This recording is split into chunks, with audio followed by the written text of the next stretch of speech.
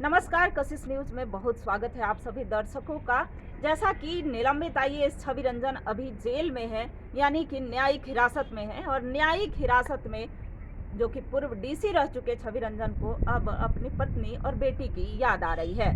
दरअसल उन्होंने ये जो है पीएमएलए कोर्ट से परमिशन मांगा है कि 2 दिनों, सप्ताह में 2 दिनों का समय दिया जाए, जिससे कि वो पत्नी और बेटी से मिल सके। जेल में ही दरअसल उनकी पत्नी और बेटी आएंगी और उनसे वो मिल सकते हैं।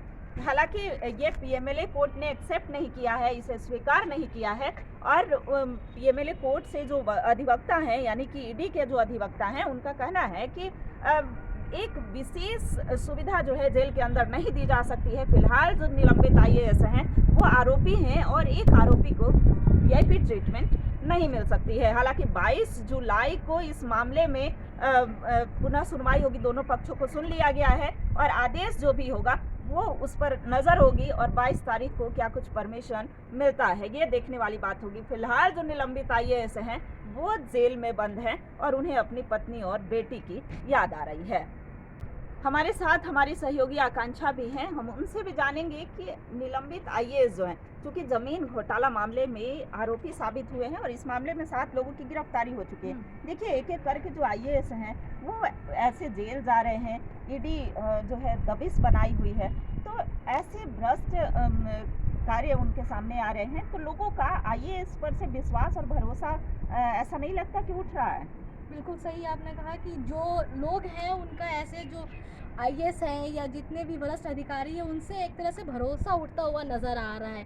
इनकी जो पोस्ट होती है वो कहीं ना कहीं राज्य के हित में और जनता के लिए काम करने का इनको वो पोस्ट दिया जाता है, वो सम्मान मिलता है, पर कहीं ना कहीं ये अपने हित की सिर्फ सोचते हैं, ना कि राज्य हित की। ये आप आकांक्षा बिल्कुल सही कहा आपने। चूँकि देखिए, एक हर माँ बाप का सपना होता है कि मेरा बच्चा पढ़ लिख करके आगे बढ़े और आईएएस बने। चूँकि आईएएस से बड़ा कोई पोस्ट नहीं होता है, तो ये जो है, जो आईएएस कुछ छवि धूमिल कर रहे हैं या ऐसे भ्रष्ट चीज़ों में शामिल हो जाने रहे हैं, तो इनसे कहीं ना कहीं ये सीख मिलती है कि हम वो भ्रष्ट चीज़ों में शामिल ना हो। चूँकि आगे जा कर के जब ये उजागर होते हैं तो लोगों के लिए भी एक समाज में दाग जैसा बन जाते हैं। तो इस तरह के कार्य नहीं होने चाहिए, भ्रष्ट नहीं होने चाहिए, वो चाहे किसी भी क्षेत्र में हो, सिर्फ प्रशासनिक ही नहीं हो, चाहे लीडर हो, चाहे किसी भी क्षेत्र में हो, भ्रष्ट अधिकारी या भ्रष्ट कर्मचारी ये नहीं होने चाहिए। फिलहाल हमारे कशिश न्यूज झारखंड पेज में इतना ही। लेती हूँ आपसे विदा, हमारी सहयोगी आकांक्षा और मैं रुचि। नमस्कार।